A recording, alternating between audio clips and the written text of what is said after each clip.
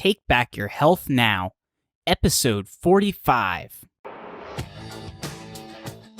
You're listening to the Take Back Your Health Now podcast, the show that interviews the top doctors, athletes, trainers, and entrepreneurs to help you find the holy grail of health. Now here's your host, Dr. Dan Margolin.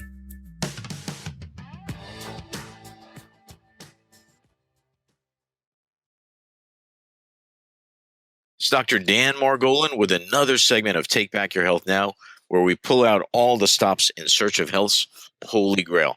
Once again, we're very, very excited to have Mr. Jim Klopman on. He is an innovator in other industries, but Jim Klopman says his brain damage, ADHD, and dyslexia are blessings that free his mind to see tech advances before others. Jim developed the SlackBow Balance Training System to improve and maintain his own athletic performance so he could be athletic all the way into his 90s. After 5 years of development, Jim knows that with the right neural whole body training to optimize the human balance system, every person will improve in his sport, her brain will work better, he will live longer, and feel much younger.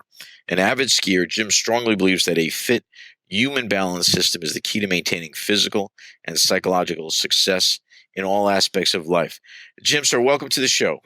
Thank you. That was, I have to write down what you just said. That was amazing. Thank you. Well, no, thank you. And so talk to us, Jim. How did you get, first of all, actually, how did you get interested in balance, and a little bit about the whole diagnosis with ADHD and all that? Just how did this sort of meld that together?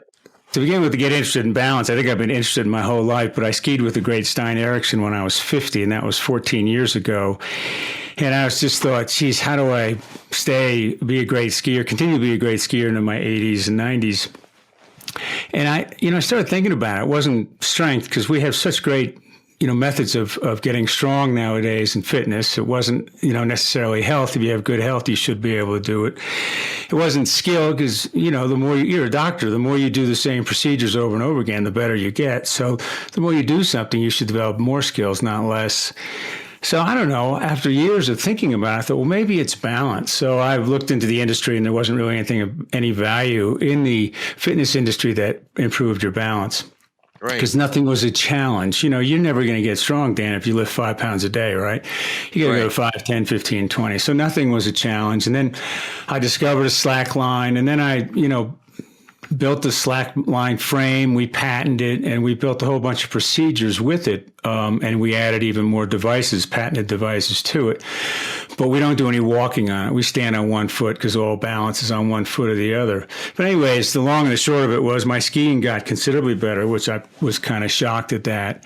And then I tried it with other athletes, and every athlete we touched got better in his sport. And then we did some testing, and, every athlete increased their vertical leap by at least 10% just after a few minutes, basically, of balance training. So it ended up being this hidden secret grail of athletic performance, but it's also it's a hidden loss. We don't know that we're losing our balance. For me personally, in terms of my brain, I've always felt most comfortable when my body was fully challenged, whether it's 50 miles an hour on a ski slope or 100 miles an hour on a motorcycle, anything that could fully engage my whole neural system, put my mind at peace. And it turns out at age, I guess 58, 59, I went to see Dr. Daniel Amen, the famous brain doctor, and had a SPECT scan done. And they said I had, pretty extensive brain damage, not unlike that of an NFL football player. Now, this is from injuries over the years, or? Yeah, I think some of it was from injuries, and I don't know. Something must have happened when I was very young, because there was a lot of damage to the back of my brain, the cerebellum. So, the funny part of the whole diagnosis was when they sat me down in the end and showed me my brain, I was like, holy crap. But they said, I don't even know how I was functioning, to be honest with you, but they said, your cerebellum has got a lot of damage to it, and we believe in neuroplasticity. So we really want you to balance train, because that's where the center of balance is in your cerebellum. And I said, well, I don't need to do that. I said, no, you really should do that. I said, no, that's what I do every day. There's no at that time, 59-year-old in the country that's balanced as good as I do. They said, we don't care. You need to do, we just went back and forth, and finally I said, okay, fine, whatever. But the point was I must have this interest in the balance, because it does something to me to quiet my brain. And I've gone on to find that there's lots of really good research out there that supports this type of thinking. Nobody ever says, hey, we got to spend more time in the office. Everybody wants to get out of the office. And when they get out of the office, what do? They go do balance challenges. They run, they hike, they ski, they snowmobile, they ride motorcycles, take walks in nature. Everything you do that's a balance challenge has the ability to almost produce chemicals that are not unlike that of an antidepressant. It sort of resets your brain over the weekend. Then you go back to your office on Monday. Right.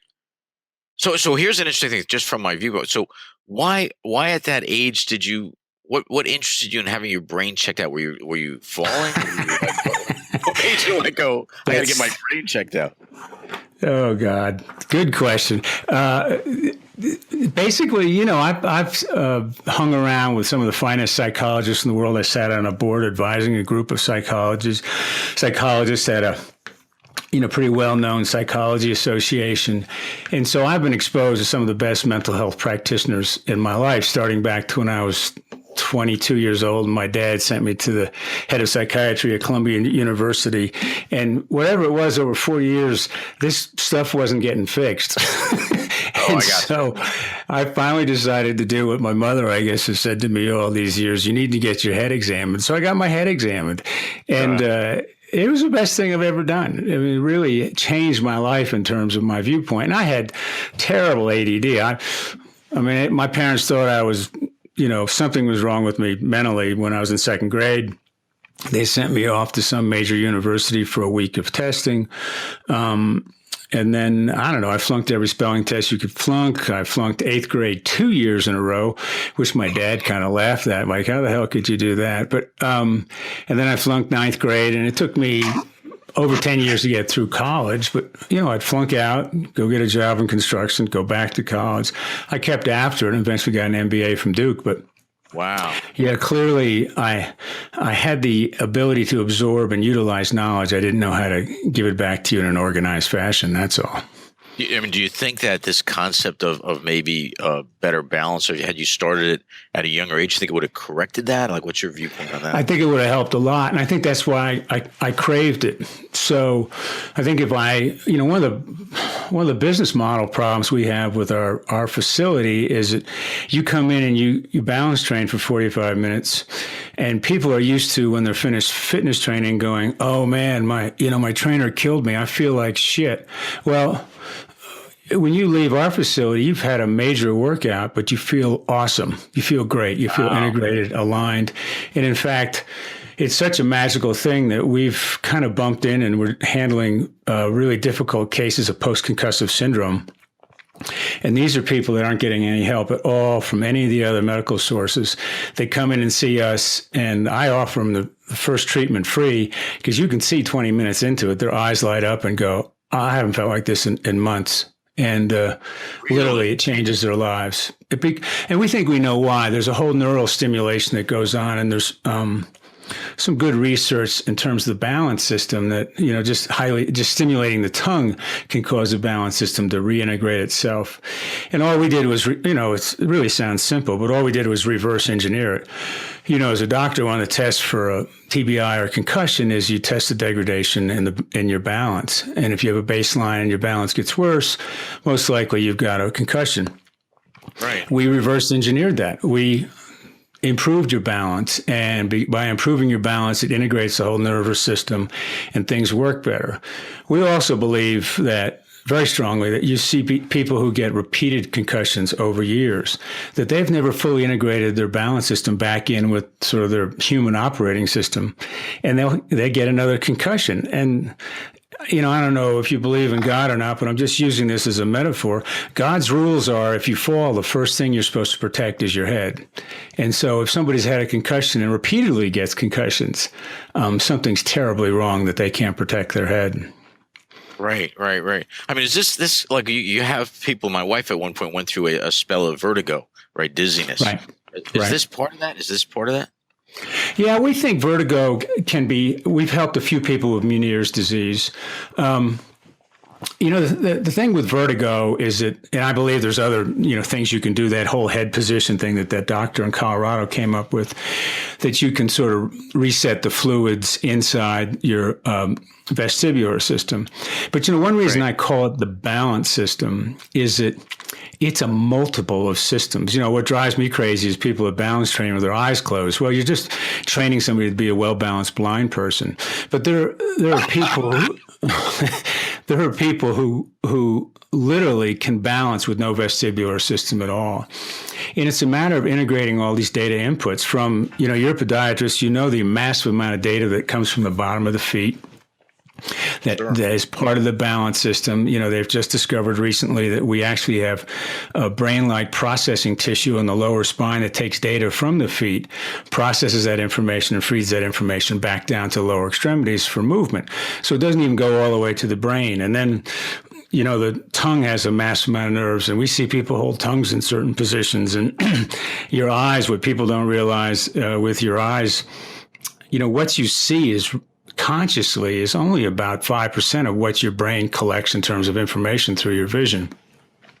So we really work hard on improving people's vision, and we find that really helps the balance tremendously as well.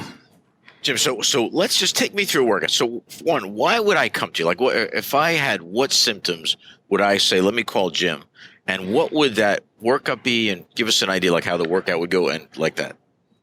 Well, that's a good question. So, one of our problems is the breadth of our services. This is what I focus on. If you come in as an athlete, do you play a sport at all? Golf, tennis, anything like that? I do. I work out, actually. Okay. Weights. Well, lifting weights is something that we can help too. We just did a podcast with some CrossFit guys, but typically your balance system is your ultimate limiting system. One thing the medical community doesn't really address is the balance system is the subconscious autonomic system. It's unconscious in terms of your effort, and B, it's protective because falls hurt.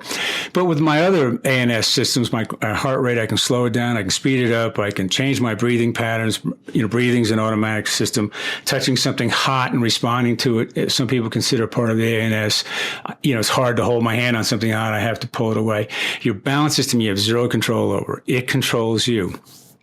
Right. So if you lift weights, you can only, I don't care how strong you are, you can only lift as much as your balance system will allow you. Because if you go over that limit, you can't stabilize those weights and they'll fall and you'll get hurt. And your body says, I'm not going to let you do it. Now you take another athlete like a soccer player or a receiver, they can only run and cut as fast as their balance system allows them, because if they cut faster and harder than what their balance system allows, what happens? They stumble and fall. Same thing with hitting a golf ball, tennis ball, hitting a baseball, any of those things. You can't overswing your balance system. You just can't. They won't allow you. So what's really a limiting factor? Always. Go ahead. No, I was just saying it's just a limiting factor. Yep. Absolutely. So all we do is improve your balance a little bit, and it happens within a couple of hours, and suddenly you're playing your sport better, you're lifting more, you're doing better.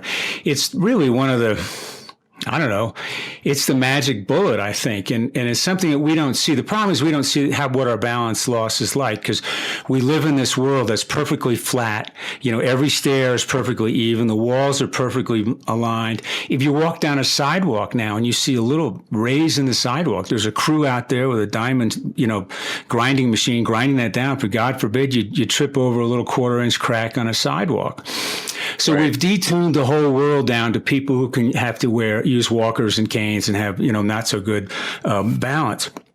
Well, just like lifting 5 pounds a day, if you're out all day long operating in this world where there's no balance challenge at all, your balance gets degraded and you don't know it. And what happens is, I've created this index, 0 to 100, 0 being on your back, 50 being average, 20 being, walker, cane type of thing.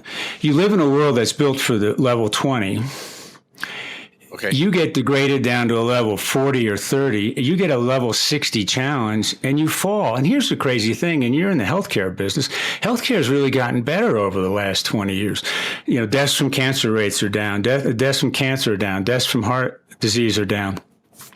But over the last 15 years, for people over the age of 65, deaths and injuries from falls have nearly doubled. And it's the leading cause of death and injury for people over the age of 65. It's just crazy. I mean, it's a huge issue, this loss of balance, and we don't see it because of this modern world we live in. Secondarily, it's the number one cause of concussions. Nobody knows that. It's the number one cause of industrial deaths. And if you go to the emergency room and you're over the age of 45, there's a 50% chance you're there for a fall. So it's this massive problem that we don't see or pay much attention to because a fall is not referred to as part of a balance loss disease. It's referred to as an accident. Right. Listen, as a podiatrist, we see so many people that have broken, older people. And, the solution that we have right now are certain braces that you would put on their feet to allow them to have greater balance. But I've never heard of anything where you're actually improving the person's balance. So I'm totally intrigued by this. Right. Well, even with your older patients, we see that there's three major losses of balance. One is we live in this zero balance, challenge world. Two is, and you're a podiatrist. So look, the big toe is the big toe for a reason, right? It's supposed to do a lot of work. Well, when you stand around on these running shoes that we have today, most running shoes are stood around and they're not running, right? We've got an elevated heel and we've got the front part of the foot turned up off the ground. And we feel like that rocker shape has something to do with helping us to walk. Well, the fact is, you've now turned the knees into a locked out position. You've rolled the pelvis under. That's why old men start to lose their ass and have bad backs because they're losing all the power that they had in their glutes, and now their back and their hamstrings are going to have to carry more of the work. So, I can tell you, look at the size of the guy's ass. I can tell you the size of his back problem. So you see these types of things going on all the time. Then the third component is we're looking at square screens and little tiny screens all the time and destroying our peripheral vision receptors. And the fourth thing is, again, to your older patients, we see it all the time. The older people will come in with their bifocals or progressive glasses. And the first thing you do is, how was it when you first started wearing them? Oh, I could hardly walk. I had terrible balance. They come into balance training. I say, take them off. They go, I can't see. I said, take them off. They take them off and they can balance better. I mean, I would tell everybody in the world if they wore bifocals or progressives to take them off, because you get so much data from the lower part of your vision as to what the structure of the ground is and the floor and how you're moving. And that data is destroyed when it has to come through those little, farsighted lenses on the bottom. Jim, can you improve eyesight with your techniques? I mean, is that actually improved as well? I can't say, I can say your vision improves. The math is simple. You got 5 to 7 million cones, right, in the central part of your vision. That is how you see color, shape, all that kind of stuff, the things that go in your conscious mind. But you have 17 million, 18 million rods around the outside of your eyes, and they're 1,000 times more light sensitive. So it's I forget the number. It's like 17,000 times more data comes in through your rods than comes in through your cones.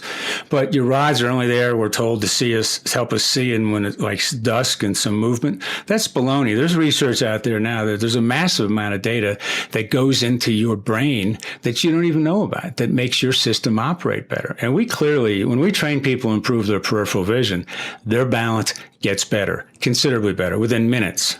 And we have ways of, activating and getting it back into use, so to speak. And this is all, here's the thing, Dan, it's all a software problem. I'm not teaching you how to use muscles. I'm not teaching you a new skill like how to hit a tennis ball. It's all software, and it comes back so quickly. It's frightening. Jim, do me a favor then. Just walk us through, so we can get a visual, right? What is the SlackBow, and how does that work? And how do you, if I went to you, how would you start me? What would I actually physically? Well, the first thing I'd sort of demand on you, as you walk in the door, we'll do a little evaluation just by how you move when you come in. But we see all balance in one foot or the other. So you're a weightlifter. It's the only sport where you're doing everything on 2 feet and you're doing everything in a bilateral movement. We do everything on 1 foot because we believe everything in most athletic events is you're moving from 1 foot or the other, transitioning from one from 1 foot or the other. So we do a lot of 1 foot work. So we have you stand on 1 foot. in an athletic position. So one foot's on the ground and the other foot is behind it. We never position ourselves in a pistol squat kind of way, because if you're back on your heels, nothing ever happens on your heels. No sport is played on your heels except for, again, weightlifting. Everything else is played on that more active part of the foot where all the bones and muscles are, not on your heels. Like in fighting, if you're on your heels in a sport, you're in trouble. So we get on that forefoot, we have you take off your shoes, and we'll have you just stand there and see how you can move. And then we progress you to a foam pad, like an AirX pad. And we watch you there, and we look for your body movements and your stability and how you're moving. We have this thing called sewing machine movement. If we see rapid movement, we know we're at the limit of the balance system.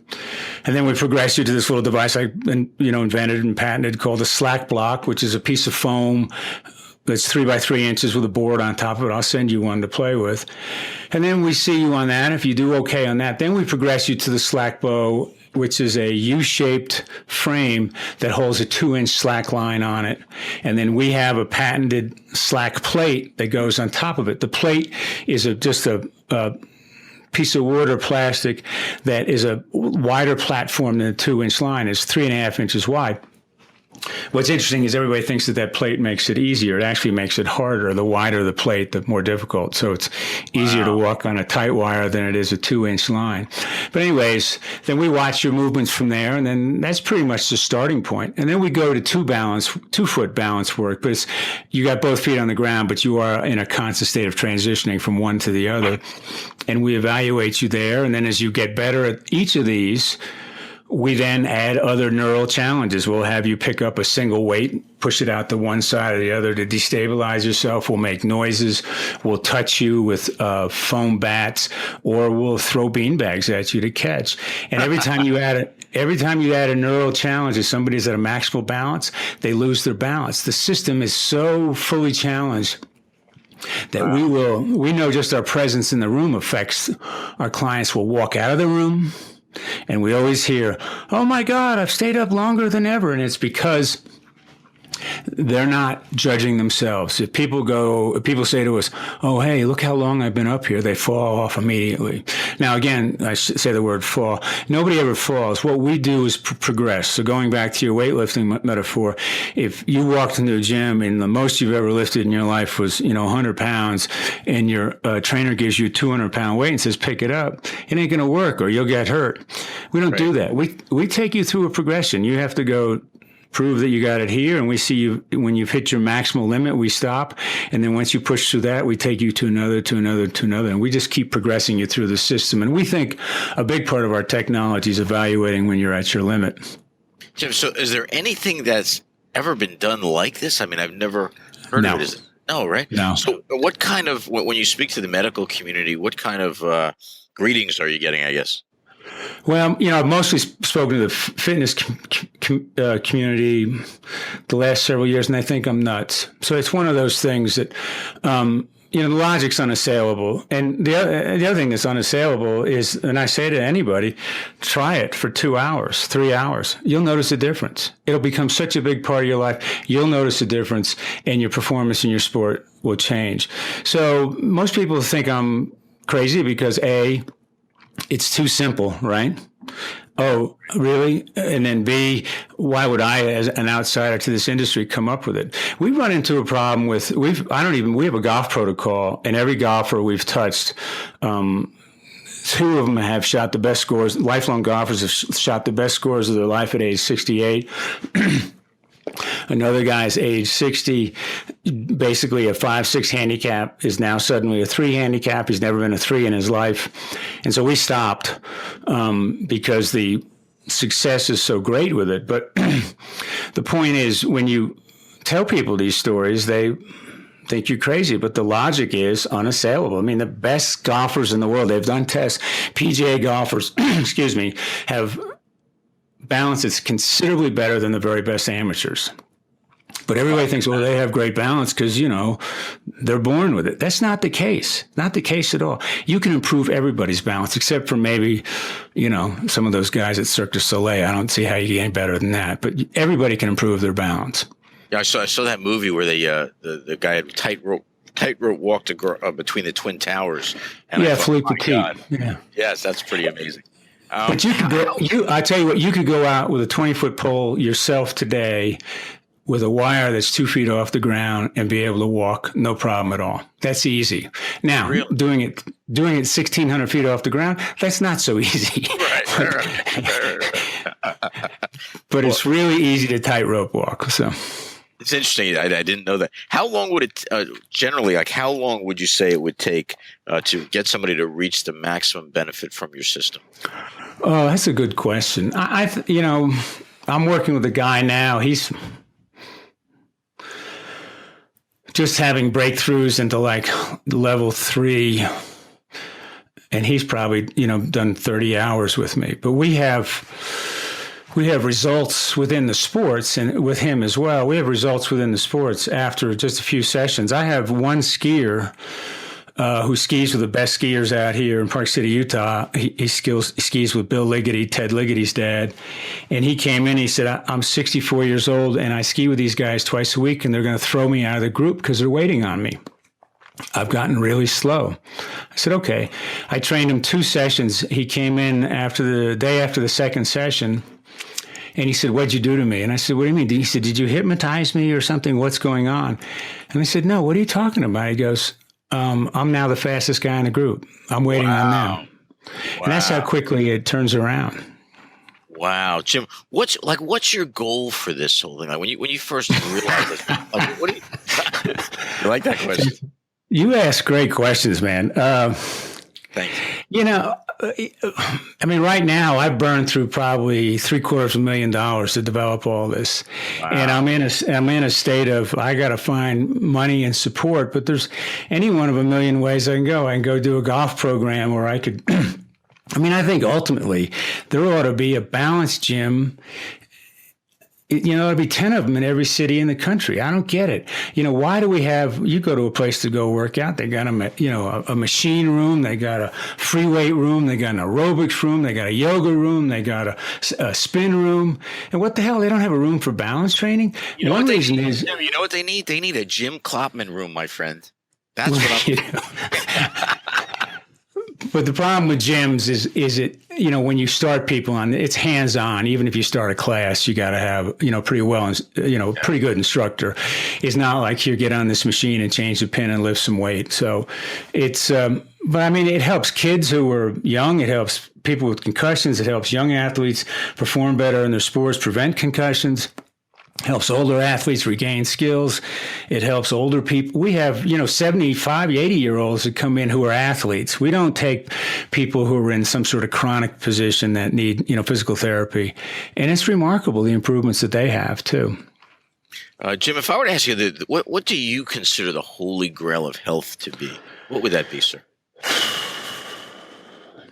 Well, externally, I think it's, the balance system, but internally, I'm just a big fan of getting the microbes right. The biggest nerve in your body goes from your stomach to your brain. And I think that when you get the microbiome right, you take care of an awful lot of ills that we have nowadays.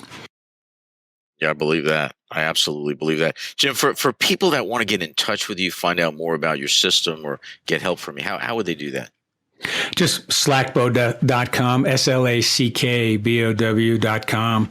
We're pretty much anything out there that's SlackBow is going to be us.